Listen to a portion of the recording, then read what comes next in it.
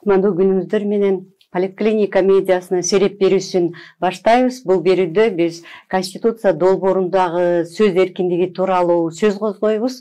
Биздин студиянын мейманы юрист Нурбек Сыдыков. Саламатсызбы? Саламатсыз. Берүүнү мен Айгүл Бакиева алып барам. Конституция долбоорунда сөз эркиндиги жаатында ошо кооптонуучу жагдайлар бар деп айтылууда. Сиз ошолорго токтолуп кетсеңиз, кандай жагдайлар бар? Бул эми Конституция багы башынан айта кетсем, бул бир башкы мыйзам. Бул мыйзам кабыл алынгандан кийин башка да көптөгөн мыйзамдар буга белгиленип дагы кабыл алынат да, өзгөрөт, кээ бирки мыйзамдар жокко чыгарылат. Ушул айтор баягы Конституциянын кабыл алынып калса, ошого багыт алып бүт биздин укуктук система ушул Конституцияга байланып калат. Эми баягы кооптуу жагдайлар деп айта кетсек, бул ушул 10-беренеде Конституциянын долбоорунда ушул өсүп келе жаткан өспүрүмдөрдүн баягы негиз кылып ошол жерде жазылып жатат. Ошол иш-чараларды эгерде адеп ахлакка ошол Кыргыз Республикасынын баягы жашаган элдердин аң сезимине мындай туура эмес келе турган болсо, ошол иш-чаралар мыйзам менен чектөө салынып, ал ошол чектөө баягы иш-чаралар тизмеси да аныкталып, жогорку кеңеш тарабынан ошол мыйзам аркылуу ошол иш-чаралар өткөзүүгө болбойт деп мындай так баягы жазылып жатат. Ошол Конституциянын 10-беренесинде 3 бөлүгүндө. Эми бул жерде кандай бир кооптуу жер деп айтсак болот? Албетте баягы өсүп келаткан өспүрүмдөрдү өзүнчө бир коргоого алыш керек. Бирок ошол эле Конституцияда долбоорунда цензурага жол берилбейт деп жатат да. Эгерде баягы өспүрүмдөргө биз коргоо деп айтып туруп кийин жанагы тизмени аныктай турган болсок, анда биз цензура киргизгенге баягы мажбур болуп калат экенбиз дагы. Аны ким аныктайт? Ошол иш-чара өспүрүмдөргө ылайыктуу болобу же болбой калабы? Ошол тизмеге ылайык келеби, келбейби? Аны биздин жогорку кеңештин депутаттары кантип аныктайт? Же болбосо бир өзүнчө комиссия түзүлүш керек. Анан кийин ал эми баягы адеп ахлак, баягы нравственность деп коет, же болбосо жанагы аң сезим, бул бир туруктуу дагы болушу бир нерсе эмес да, бул өзгөрүп турат. Мисалы бир 20-30 жыл мурун адептүү деген нерсе бүгүн адепсиз болот. Мурун 20-30 жыл мурун адепсиз деген нерселер бүгүн адептүү болуп калат.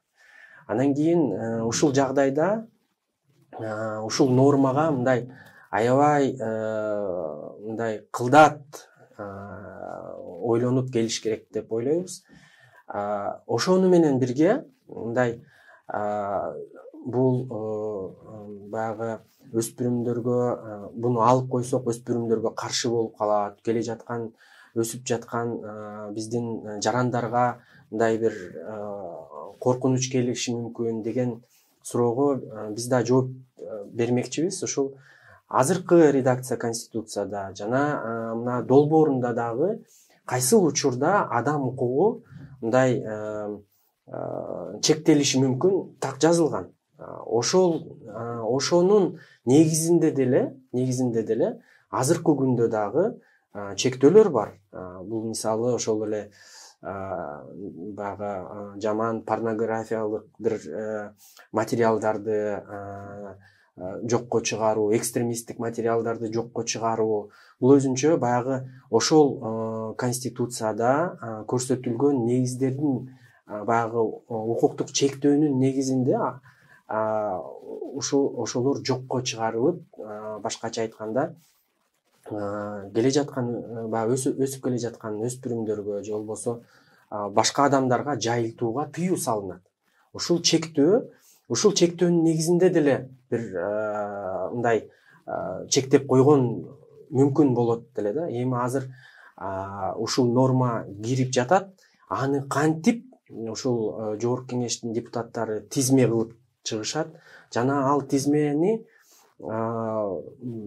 кантип ушул өзгөрсө тынбай өзгөртүп туруш керек. Анан кийин бизде дагы мындай да бул тизмеге кирбей калды. Анда биз мындай ал нерсени кылганга укуктуубуз да деп баягы мындай кайтара өзүбүздү байлап жаткандай сезилип жатат да. Бул биздин оюбузча бир четинен ушул адам укугун мындай негизсиз эле чектеп жаткан бир маселе болуп атат. Себеби дегенде башка ченемдерде бул адам укугу кайсыл убакта чектелет так жазылып жатат. Бүгүнкү күндөгү иштеп жаткан конституциябызда жана мына келе жаткан 11 апрелде эгер кабыл алынып калса, ушул 23 беренеде долбоорунда дагы так жазылып турат. Ошол эле бирөөнүн укугун же болбосо репутациясын баягы же болбосо улуттук коопсуздукка бир мындай доо келтире турган маселелер болсо, ошондо баягы ошол эле жерде адеп ахлактын негизинде дагы чектөө киргизилиши мүмкүн деп жазылып турат. Бирок ошол эле учурда 23 беренеде ошол долбоордо же болбосо азыркы биздин конституцияда ошол чектөөлөр өлчөмдөш болуш керек деп атат да. Мындай бир башкача айтканда пропорционалдуу, ашыкча чаап кетпешибиз керек баягы адам укугун мындай чектеп жатканда. Анан кийин биз бул жерде тизмелей баштасак, мындай бир катары ушул аша чаап кеткендей, бир катары кайтара цензура киргизгендей бир маселенин астында турабыз да. Ошол бир кооптуудай бизге көрүнүп, биз дагы өзүбүздүн сунушубузду жогорку кеңештин депутаттарына, ушул конституциянын долбоорун алып чыккан депутаттардын атына Конституциялык кеңешмеге дагы биз өз сунуштарыбызды бердик элек. Бирок тилекке каршы азыр ушул берене ушул бойдон азыр кетип жатат. Ошого биз дагы мындай бир кооптонуп турабыз.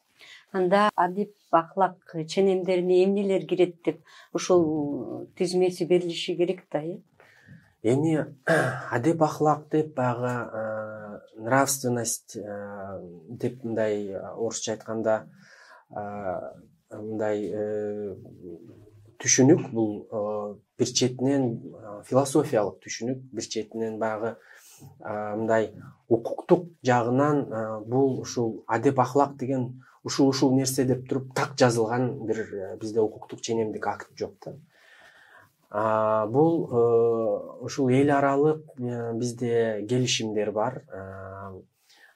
Саясий жана жарандык ушул укуктар боюнча бизде эл аралык пакты бар. Ошого бир өзүнчө бир түшүндүрмөлөр болот. Ошондо дагы баягы адеп ахлак деген, нравственность деген нерсени баягы бул көптөгөн бир философиялык, ошол эле ошол жашаган элдердин аң сезиминен,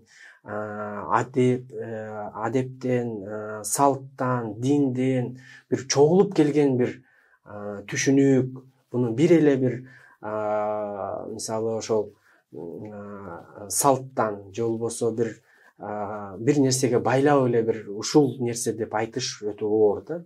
Ар бир ушул мындайга караганда ар бир мамлекетте, элде ошол жерде баягы мындай калыптанып калган бир же болбосо калыптанып бара жаткан бир ушул түшүнүктү алып келет деген мааниде келет да.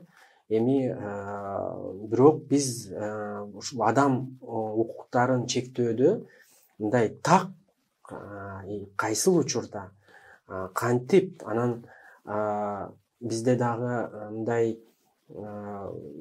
багыт эмне үчүн биз ошол адам укугун чектешибиз керек. Жөн эле баягы өспүрүмдөрдүн өсүп келе жаткан жарандардын укугун коргоо үчүн деп жазсак дагы бул өзүнчө бир ал дагы бир суроо туудуртат да. Себеби дегенде кайсыл максаттарда мындай адам укугу чектелиши ошол эле Конституциянын долбоорунун 23 беренесинде жазылып турат. Ошолордун эми бул албетте баягы кулакка аябай жакшы угулат. Өсүп келе жаткан өспүрүмдөрдүн депчи. Анан баягы ошол жерде иш чара дегенде бул жерде ар кандай иш чара болуп кетиши мүмкүн. Ошол эле мына сиз азыр экөөбүз интервью өткөзүп атабыз. Бул да бир иш чара. Же болбосо бир театрда болуп аткан иш чара, бир митингде болуп аткан иш чара, баары эле иш чарага кирет дагы. Аны ошол иш чаранын баарын кантип баягы тизмесин ушул өспүрүмдөргө туура келеби, келбейби? Ошону бир өтө оор болот жана мүмкүн эмес деп дагы мындай эсептейбиз да. Себеби дегенде ченем, норма мындай ал бир аткарыла турган болуш керек да. Себеби дегенде аткарыла албай турган ченемди киргизсек, анда биздин укуктук баягы маданиятыбыз дагы төмөндөйт да. Ошондуктан ушундай ошону кабыл алып атканда ошол кийин кантип иштейт, анан кантип биз кайсыл мыйзамдарды алып келебиз дагы, аны алып келген кишилер эмнелерди киргизет. Ошондой мындай тизмелеш оор болот го деп ойлоп жатабыз да. Конституция долбоорунун жана кийинки февраль айындагы вариантында андан мурунку вариантынан айырмалуу мындай жакшы жактары да бар, сөз эркиндиги жагынан деп айтылып жатат. Ошол жагында белгилеп кетсеңиз, кандай жактары бар? Ооба, туура. Ошол биринчи варианты 2020-жылдын 17 ноябрында ушу жогорку кеңештин сайтына чыккан. Ал жерде ушул биздин оюбузча көптөгөн ушул биздин эл аралык стандарттарга, адам укуктарынын стандарттарына мындай дал келбеген жерлери аябай көп болчу. Ошол эле маалыматка жетүү боюнча, маалыматты жайылтуу боюнча адам укуктары. Анан кийин жанагы мисалы бирөөнүн үстүнөн баягы айтып неме деп бизде дагы айтылат го, жала жабып, ал боюнча ушул сөзсүз түрдө бир юридикалык жоопко тартылат деген жерлер. Мындай анан ошол цензурага дагы мындай жол бериле турган нормалар көптөгөн бар болчу. Ошол нормалардын көбү Конституциялык кеңешмеде алыныптыр. Аны баягы ачык биз дагы белгилеп айтышыбыз керек. Ошондо ушул биринчи вариантына караганда азыр маалыматка жетүү маселеси так жазылган адам укуктары катарында. Анан кийин бир жакшы дагы өлгө бул 63 беренеде, Конституциялык долбоордо ушул басма сөз, массалык маалымат каражаттарын ишмердүүлүгүн чектөө маселесинде мыйзамдар кабыл алынбаш керек деп айтат да. Баягы чектеш мүмкүн эмес депчи. Бул баягы бизде баягы чыр бир мыйзамдар кабыл алынбадыбы, кабыл алынганга аракет болду. Баягы манипуляциялоо, маалыматты манипуляциялоо каршы ошол ошого окшогон мыйзамдарга мындай бөгөт коюлуп калабы деген дагы бизде бир ишеничтер ушул берененин негизинде. Бул мындай берене буга чейин жок болчу. Анан эгерде бул берене кабыл алынып калса дагы биз албетте баягы юридикалык жактан ушундай берене бар, буга каршы мыйзамдар чыкпаш керек деген биз мындай так айтканга дагы жакшы болот деп ойлойм да, эгерде кабыл алынып калса. Конституциянын азыркы конституцияда 2010 жылда кабыл алынган мындай адамдын беделине шек келтирген маалыматтар боюнча кылмыш жазасы алынбайт деген деп жазылганда, азыркы конституцияда бул кандай? Буга биз ушул аябай оорчундуу маселе. Буга биз көптөгөн жылдардан кийин келгенбиз, 2010 жылы. Ага чейин ушу журналисттерди куугунтуктап, ушул бирөөгө жала жапты же болбосо ушул беделине шек келтирди деп ошол эле учурда кээде жанагы чоң айып суммалары көрсөтүлүп, ошол эле учурда баягы кылмыш жообуна тартып, мындай айрым журналисттерибиз камакка дагы алынган күндөр болду. Бул баягы 90 жылдары. Ушуга бир көптөгөн жылдардан кийин 2010 жылы келгенбиз.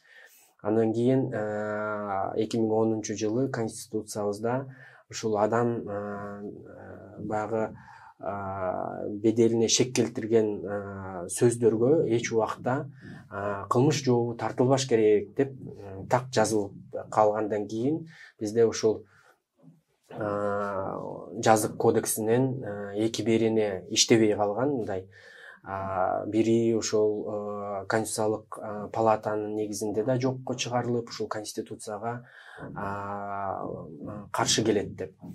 Баягы клевета, оскорбление деген баягы статьяларда.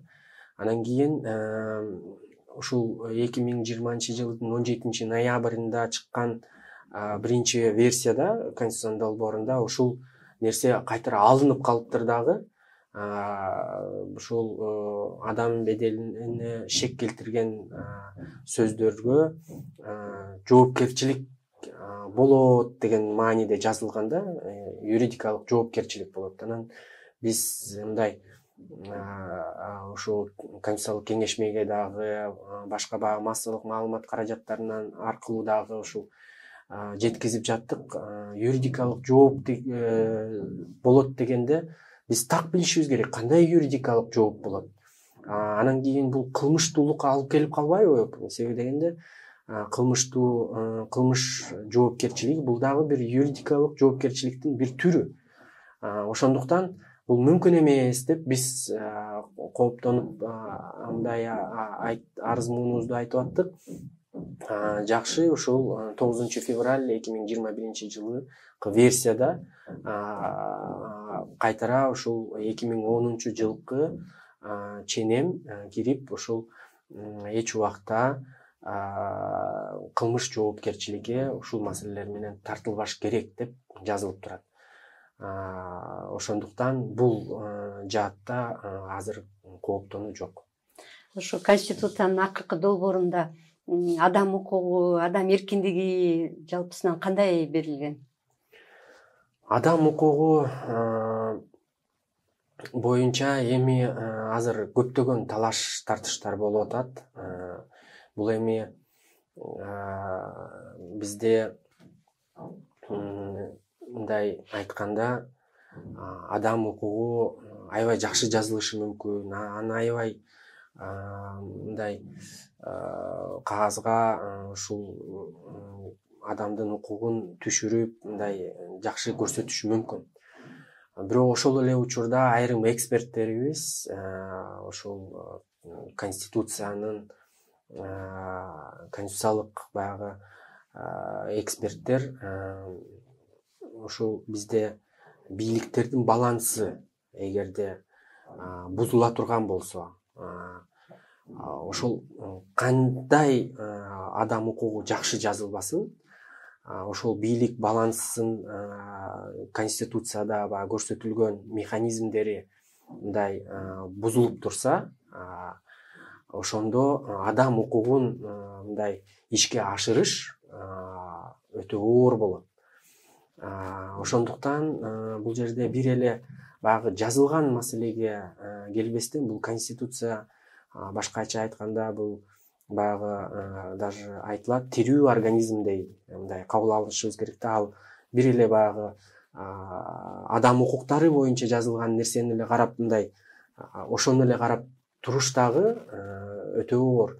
Биз жактан ошол сөз эркиндиги жагынан бир беренеде, анан кийин баягы уюмдардын маселесинде баягы сөзсүз түрдө булар отчетторун же болбосо баягы финансылык өзүнүн ишмердигин ачыктап туруш керек деген маселеде, тынч митингди өткөзүү маселесинде, ошолордо биз баягы өзүнчө талдап коркунучтарды же болбосо жакшы жактарын дагы көрсөтүп жайылттык. Ошол эми мен ошол конституциялык эксперттерге дагы мындай ошолор менен дагы аларга макул болот элем. Себеби дегенде ушул адам укугу бул сөзсүз түрдө ошол эле бийликтин балансы, система сдержек и противовесов деген баягы маселеде ушул баланстар бузула баштаганда адам укугун ишке ашырыш оор болот. Эми канчалык баягы бузулуп жатканын бизге азырынча айтуу мындай оор. Эксперттер эми талдап айтып атат, бул эми башка маселе да. Ушу конституция долбоору референдумга коюлду. Кабыл алып кала турган күндө ошол сөз эркиндиги жагынан кандай маселелер жаралышы мүмкүн? Эми ошол эле конституциянын долбоорунда 10-чу беренесинде ушул маалымат коопсуздугу мамлекет тарабынан ишке ашырылат деп, кепилденет деп ушундай жазылыптыр. Буга чейин бул ченем жок болчу.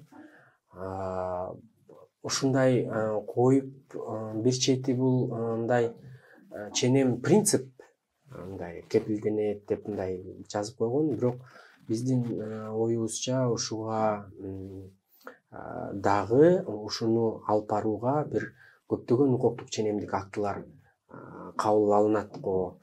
Анан кийин бир канча органдар, анын ичинде баягы администрация, президенттин администрациясы же болбосо башка бир ыйгарым укуктуу органдар белгиленип, ушул маалымат коопсуздугу боюнча бир башкача бир багыт алуу кетет окшобойт. Кетет го. Себеби бул бир эле баягы мындай сүйлөм болуп атат, бирок анын астында көптөгөн бир андан кийин ушул көптөгөн бир ченемдик укуктук актылар кабыл алынат го деп турабыз. Эми ал жерде канчалык адам укугун чектөө же болбосо ошол маалыматты коргоо же болбосо улуттук коопсуздукту, мамлекеттик коопсуздукту кароо маселеси ошол жерде дагы мындай канчалык ишке ашырылат, эми баягы убакыт көрсөтөт го. Нурбек, сизге студияга келип маек бергениңизге ыраазылык билдиребиз. Сиздер Политклиника медиасынын сереп берүүсүнө күбө болдуңуздар. Биз Конституция долбоорундагы сөз эркиндиги тууралуу сөз козгодук. Биздин студияда мейманда Медиа полиси институтунун юристи Нурбек Сыдыков болду. Берүүнү мен Айгүл Бакиева алып бардым. Бизди Политклиника медиасынын ПК-KG сайтынан, YouTube каналынан, социалдык тармактардан көрүп уксаңыздар болот. Саламатта калыңыздар.